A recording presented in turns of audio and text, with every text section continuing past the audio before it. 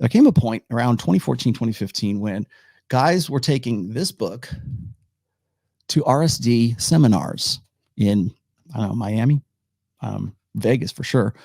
And I remember people sending me links to YouTube videos of like Papa, or what was the other guy? I forget the other dudes. Anyways, the guys who were like the quote unquote instructors for RSD. And they would bring my book and they would go, yeah, I hear what you're saying, but have you read The Rational Male? Because in here, Rollo says this, right? And they read it off. And I said, here's why this makes sense. And after a while, enough guys did that they had to actually read my book, and they had to acknowledge that what I was talking about was actually changing guys' lives, helping guys, keep the noose off their neck and the gun out of their mouths. And they had to realize that the stuff that I was writing about in here, yeah, it's hard to accept. Yeah, you probably will get angry. I hope you do. But most guys don't get angry at women. They don't get nihilistic. They cross the abyss. More guys than not find my work and they benefit from it.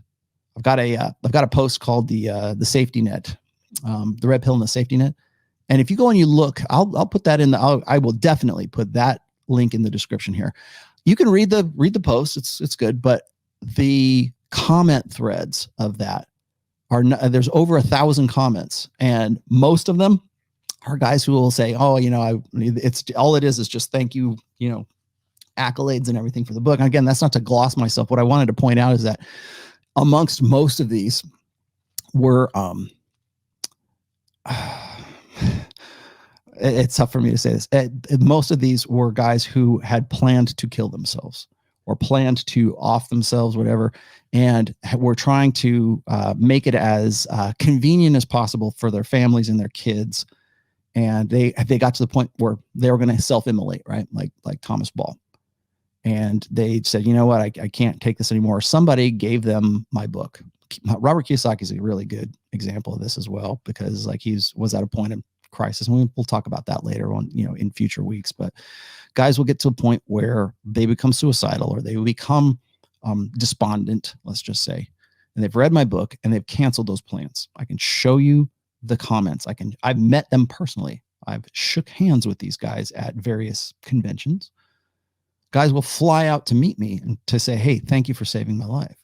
So I'm gonna do something that I don't usually do, because I think this guy is disingenuous, but I'm going to, if I can find it here. Do I have it in here somewhere? I think I do.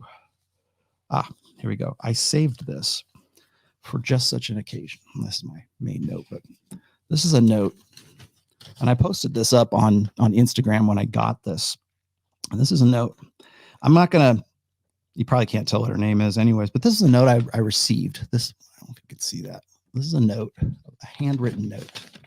And I was with Paul Benjamin at the time, and I think Sterling Cooper was with me too. And I was at the Rebel Capitalist, George Gammon's Rebel Capitalist Conference. And I had met a guy there who I had met prior in Las Vegas, actually, in 2015, when I did the Man in Demand conference with Christian McQueen back in the day. That was the first conference I ever did. There's no video of it. There's audio of it, but there's no video of it. And I met a guy there, and I met actually a lot of guys there. And that was actually what inspired me to write book 3. I already had book 2 ready to go, but I had so many guys asking me about, like, hey, I'm a parent. How do I teach my kids this? When should I give my son The Rational Male? And I was like, it's hard that's why I wrote book 3, but Positive Masculinity, because there's by a good third of that, maybe 2/3 of that is dedicated to red pill parenting. So this is the note that I was given by his wife at the Rebel Capitalist convention in Orlando back in June this year. So it was 6 years later that I'd never met his wife before, but he was there, for George Gammon's thing, but he just happened to be there. I'm not going to name names, but I will read what I was given here. And she was like, and I got Sterling and everybody to back me up on this. She was like, very emotional when she gave me this, because she couldn't actually just say it. She wanted to give me the written note. So I'm going to read the note here. It says, Rollo, I'm a mom of 3 grown boys. Most of my best friends have boys. Delivered your book to my best friend's son who was struggling with a breakup and depression. Saved his life in more ways than one. Since then, I have recommended your book to all of our sons to arm them with the knowledge and tools to succeed in reality. Sincerely, thanks. And then she signs it there. That's this. That's what this inspires. And I hate to, I almost hate to actually have to read that, but that's what these sons of bitches are trying to like prevent. I said this at the, when I was doing my State of the Manosphere address in 2018 at the 21 convention. I mentioned that. I said, the thing that bothers me the most about the potential of having like those, having the manosphere shut down, or having, in this case, having guys like this try to shut it down, try to close it, try to find some way to review bomb my books, find some way to limit me, try to find some way when, and I think that I've probably more than risen above all of that. But the thing that pisses me off, and if I seem a little pissed on this show today, this is why. Because the thing that pisses me off is that these guys need this. These guys are literally putting guns in their mouths. These guys are literally putting nooses around their necks. These guys are literally planning suicide because they don't have, because they still are going by the old set of books. She was one of like 3 women who, and I was surprised too, who came up to me and told me that they were giving their book to their son, giving this book to their son, because that's how impactful it was. And the thing that got me back in 2018 when I was saying this is that men might not have access to that. These guys don't want you to have access to that. The very sons of bitches who want to tell you that they're on your side and they want to help you and everything else, they're the ones who want to limit you from being able to save and change your life. That's why. The thing that keeps me awake at night is not, I make good money off of doing just like my regular work, man. I'm glad I can do this. I'm glad I can do the things that I do. I'm glad I can do this show. I'm glad I can do, now I'm at 4 books. I'm the research and development department of the Manosphere. There's not one guy in the Manosphere who hasn't in some way used one of my terms or come up with one, or has in some way put their own spin, again, it's open source, put their own spin on something that I've talked about over the last 20 years. Don't appreciate that. But what they don't appreciate even more is the fact that this stuff saves lives and has been for a very long time. And they know this. They know this. And still they have these petty bullshit. They have this petty nonsense because it's all about brand. It's all about ego. They're pathological personalities and they have attracted other pathological personalities. That's what they do. They're nuts and they attract other nuts.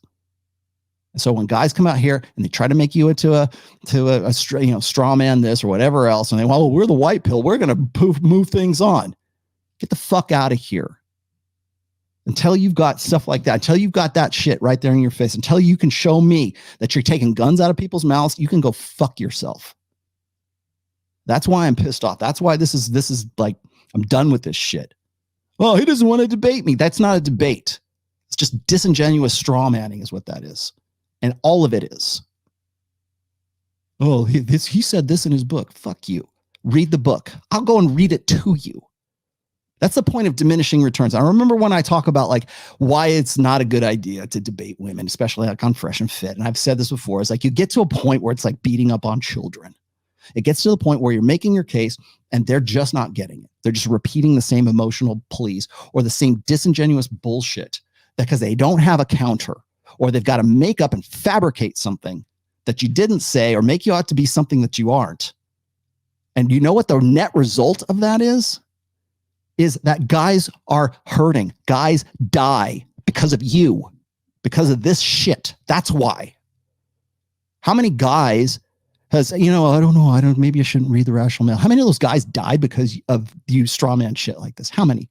That's what I asked. That's the question that I asked, but not of them, but of the fact that maybe that the Manosphere wouldn't be what it was in 2018. That's what keeps me awake at night. Well, I might get canceled. It's not that personally I'll get canceled. Okay, I get canceled. I can snap back from that. But in the meantime, guys are desperate. Guys can't cross the abyss. Guys get despondent. Are you gonna be there? What are you gonna tell them? Probably the same shit. Probably the same shit that you're telling them right now. Most likely. So when you get to that point of diminishing returns, like with women, you just kind of, you can, at least you can back up off of it, right? You can go, oh, who hurt you? Okay, I'm done. Forget it. I'm over, done.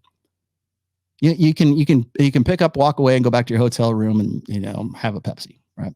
But not with this. Not when you get to the point of diminishing returns with guys who want to make you into something that you are not. Guys who want to stab you in the back for no other reason than they see you as a threat to their fucking brand of me. That's why. And you know what? In all of that petty bullshit, guys are still hurting. Guys are still planning to kill themselves because they're still operating by the first set of books. And they come and they encounter you. Maybe if they're lucky, you'll say something or you'll come up with something. You'll be clueless as to what to say. And you'll say, oh, you'll mention alpha widows or you'll mention hypergamy or mention something that's in my book and you'll pretend it's yours. At least in that case, maybe the guy will not, be hurting. Maybe the guy won't, put a noose around his neck. But you are a hindrance. You're an obstacle. Beware of human beings. Beware of obstacles impersonating human beings. And that's what you are right now, is an obstacle to other people's personal development, an obstacle to their success, an obstacle to their true understanding, an obstacle to them rebuilding their lives according to them, not according to you. I've said this before. And I will end with this. I'm not in the business of making men better men. I'm in the business of men making themselves better men, giving them the tools, giving them the information, giving them the data, as I have given throughout this entire podcast. So, having said that, I would much rather have a guy tell me, hey, I'm in a better position. I don't want them to say, hey, I'm a Tomasi man. I follow the Tomasi rules. I don't want that. I'm not a fucking cult leader. I'm not Jordan Peterson. I'm not saying he's a cult leader. I'm not Tony Robbins. I'm not a motivational speaker. I'm not a guy. I'm not a guru. I'm not sitting on some Tibetan mountaintop going, follow these as tenets of life and you will be better. That's not me. I want you to build your own shit. I want you to be a better person because you put in the time and you use those tools. I'll give you the tools. I'll give you the 9 rules of Tomasi, not of fuckwit, not of, you or him or whatever. That's not the 9 rules of this guy.